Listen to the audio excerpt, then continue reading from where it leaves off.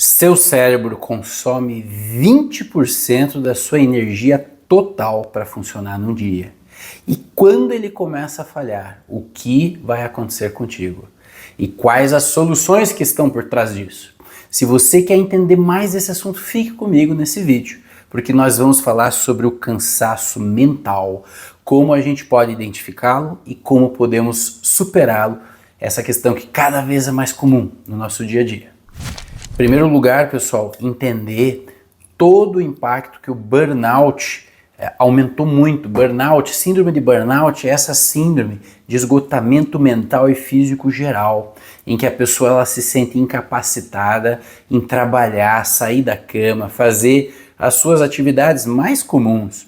A gente vai falar sobre burnout aqui nesse vídeo. Isso aumentou muito depois da pandemia. Aquele enclausuramento da pandemia, todas as restrições que vivenciamos naquele período, de fato tiveram um grande impacto na saúde mental das pessoas.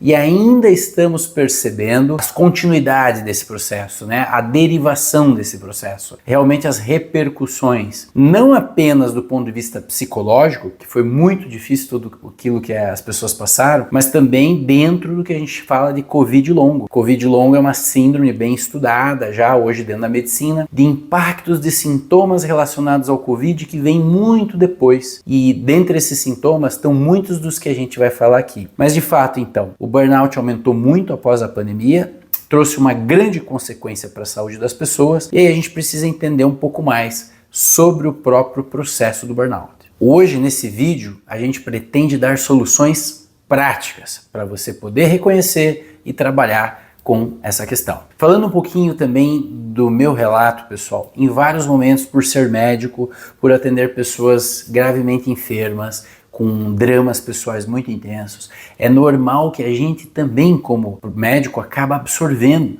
muitas dessas questões, né? E na minha trajetória pessoal, sempre achei importante saber lidar com isso. E boa parte das dicas que eu vou passar aqui são coisas que eu implementei na minha vida e deram certo. E portanto eu sinto bastante confiança em passá-las para vocês. Mas para a gente começar a falar, vamos entender um pouco como que o cérebro funciona. Primeira coisa é que o cérebro durante o dia, na vigília, ele está ativo, ele está consumindo glicose, ele está produzindo, ele precisa de energia para poder funcionar. O fato de termos muitas vezes pensamentos repetitivos, neuroses que fazem a gente ficar sempre revisando o mesmo ponto, repensando, todo o processo de pensamento consome energia. Então, para a gente poder evitar um esgotamento mental, nós precisamos entender até que ponto vale a pena pensar. A gente está pensando o tempo inteiro, mas aquele pensar de raciocínio, de revisar, de novamente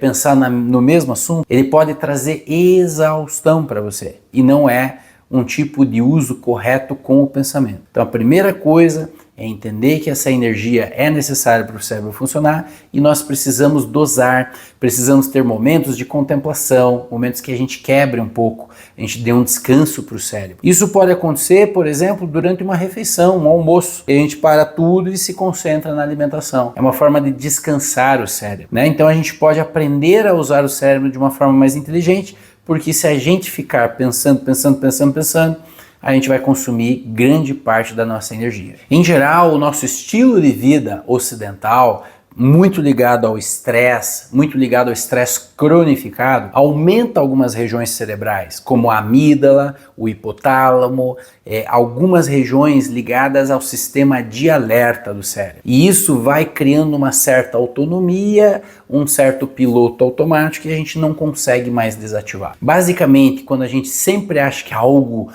pode acontecer muito grave, que alguma coisa vai acontecer, a gente fica com medo, fica atento, a gente não consegue relaxar, isso são sinais de que o nosso cérebro está aumentando essas regiões, né, da amígdala, do hipotálamo, essas regiões ligadas ao sistema límbico.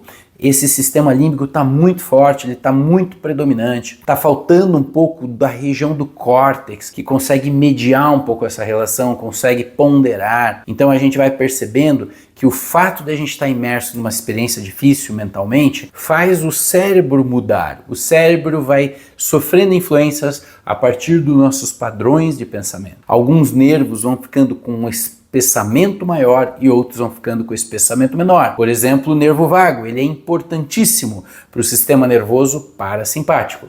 A pessoa que vive estressada tem um nervo vago mais fino, e aquela que pratica meditação, que está de bem com a vida, pratica estados mentais virtuosos, ela passa a ter um nervo vago maior. Então veja que os componentes cerebrais acompanham os nossos processos psíquicos. É possível mudar o cérebro, mudar os nervos a partir do nosso pensamento, e é possível também afetar a forma como nós pensamos, se a nossa saúde está melhor, a saúde física. Em geral, esse processo do burnout, eu gosto de usar essa espiral descendente. Começa, com uma incapacidade de descanso, eu tenho que produzir, eu sou responsável, eu tenho que fazer muito, e a pessoa passa a entrar num processo de pensamento mais negativo, olhando, como a gente fala, coisas mais pro lado ruim, negativas, o meio copo vazio, e isso vai tomando forma e vai tomando conta, e a pessoa vai drenando a energia como se fosse uma espiral descendente,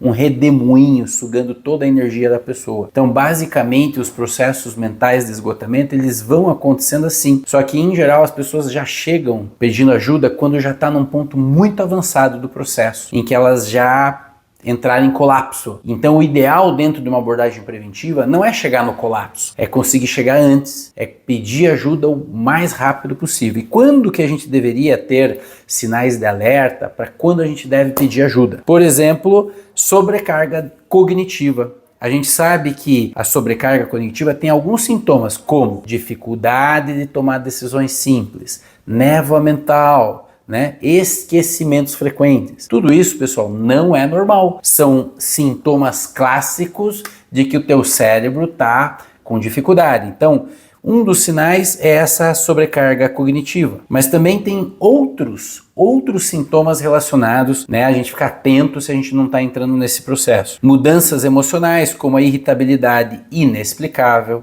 o choro fácil e a sensação de vazio, que é uma coisa que muitas vezes a pessoa vai banalizando, ela vai achando comum, mas na verdade já é um sinal de alerta. Outras alterações, essas ganham, Eu anotei aqui: insônia, sonolência diurna, sono não reparador, muita gente tem isso, pessoal? Não dormir direito, ter sono durante o dia, durante a noite não tem sono, interromper o sono, sinal de alerta. Pode ser que teu sistema está entrando em colapso, está drenando sua energia, tá? Sintomas físicos como dores de cabeça tensionais, tensão muscular e fadiga constante. É muito comum a pessoa que entra num processo desse ter bruxismo, enxaqueca, dor crônica na cervical, dor crônica no trapézio, Então isso também é um sintoma de alerta de que não está muito bem a gestão do estresse, o corpo está cansado, está estressado, Então a gente tem que ficar atento a esses sintomas. Algumas alterações comportamentais, como procrastinação, super comum isso hoje em dia, isolamento social ou perda do interesse nas coisas. Claro, isso aqui pode, se a gente não cuidar, ir para uma depressão, pessoal, uma depressão de fato, um esgotamento total, depressão, tá? Então tem que ficar atento a esses comportamentos. Além disso, do ponto de vista da concentração, ficamos mais distraídos, dificuldades de focarmos as coisas, erros simples frequentes nas frases, na conversa, no raciocínio. Também não é normal, tá? Alterações digestivas, número 7, A gente está separando 10 sintomas de alerta. Conexão cérebro-intestino é muito importante. Então, uma vez que o nosso sistema digestivo não está funcionando bem todos os dias, não estamos evacuando, a digestão é lenta, estufamento, essas coisas que acontecem muito comumente, se isso vai se repetindo, pode afetar o eixo intestino-cérebro, a produção de neurotransmissores e afetar a saúde mental. Então é muito importante ficar de olho nas alterações digestivas, como mudanças de apetite, problemas digestivos. Além disso, pensamentos negativos, como autocrítica excessiva, pessimismo e ansiedade constante, é tudo sinal de alerta, tá? A grande questão é que as pessoas se acostumam a bater nesse padrão e elas muitas vezes falam nas consultas: eu sou assim mesmo, doutor, sempre fui assim, pra mim é desse jeito. Gente, Sempre é possível mudar. Você não precisa sempre bater na mesma tecla, né? Queda da produtividade, o nono sintoma, né? Então, tarefas simples podem parecer complexas, perdermos os prazos para fazermos as coisas, sensação de incompetência. E por fim, alterações na socialização, como irritabilidade com barulhos e pessoas, vontade de isolamento e conflitos frequentes. Tudo sinal de alerta de que a gente não está lidando bem, que a gente está drenando nossa energia, a gente está ficando vulnerável. Agora, tem solução, né, pessoal? Trouxe algumas soluções possíveis que a gente pode aplicar amanhã já, depois desse vídeo. Primeiro ponto, reestruturação cerebral. Técnica de respiração. Inspira. Segura mais tempo. Solta bem lentamente. Essa respiração que respiramos em 4 tempos, mantemos 4 tempos ou 6 e expiramos em 6 ou 8, ela é extremamente ativadora do sistema nervoso parasimpático, acalma, tranquiliza. Muito boa fazer essa técnica de respiração. Uma meditação guiada, né? Então, a meditação guiada que leve você para o cultivo de um estado mental mais virtuoso, como gratidão, como compaixão, como amor. Existem treinamentos que ajudam a gente a acessar esses estados e isso ajuda a combater todo o processo de drenagem de energia. Exercícios de mindfulness. O mindfulness é muito útil principalmente na questão da aceitação, de a gente aceitar mais os processos que estão nos rodeando. Da gente não lutar contra coisas que a gente não tem o que lutar, né? A gente realmente saber poupar nossa energia. Muito importante, o ponto 2 é nutrição cerebral. Então tem alimentos que aumentam a serotonina, né? Então a gente vai ter esses alimentos diversificados, mais coloridos no prato, com vários legumes, verduras, com antioxidantes, né? Com vitaminas do complexo B, com ômega 3. A gente pode comer um pedaço de peixe, pode comer uma gordura boa como um abacate, né? Tudo isso ajuda o cérebro, vai ajudar a diminuir o esgotamento. Então tem uma série de alimentos que podem ajudar. A hidratação é sempre importante porque as pessoas tomam pouquíssima água.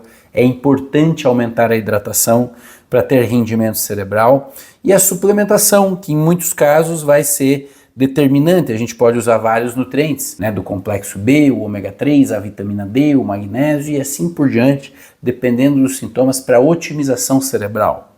É muito importante também, dentro da melhora, os movimentos, né? Então é importante a gente estar fazendo exercícios de impacto cerebral, podem ser exercícios aeróbicos, pode ser musculação, mas fazer concentrado. Concentrar-se no exercício é um tipo de meditação, é uma meditação com o corpo. Isso faz a gente se desconectar um pouco dos nossos pensamentos obsessivos e dar atenção para o nosso corpo. Conectar a nossa mente com o corpo através da atividade física é um baita tratamento. A gente deveria fazer isso, tá? Outra é rotina de descompressão, que eu chamo, que é o quê? Técnica de 3 passos, que é basicamente, esses 3 passos já existem em outros vídeos do canal, mas é você tomar consciência do que você está vivenciando aqui agora, focar na respiração por um tempo e depois expandir a percepção mais uma vez. Isso é extremamente poderoso para quebras de estados mentais, cultivar mais presença, mais mindfulness, tá? Ritual noturno de dormir com olhinho de lavanda, tudo escurinho, lendo um livro, relaxando, evitando o celular, muito importante. E também a gente tem aqui desintoxicação digital. Eu dei uma ênfase porque muitas horas perdidas em redes sociais, muito WhatsApp, é complicado, pessoal. A gente tem que dar limites, tem que fazer uns detox aí. Além disso, reconexão social é um ponto importante do tratamento. Então a gente precisa cultivar amizades, conversar com pessoas que a gente possa trocar ideia. A gente pode olhar os nossos relacionamentos familiares com outros olhos, para que sejam ambientes favoráveis para o nosso bem-estar. Então essa rede de apoio ela é essencial para a gente poder sair da drenagem mental. Tá? Bom, no final das contas, pessoal, é isso, é um vídeo longo, mas você viu como o assunto é complexo?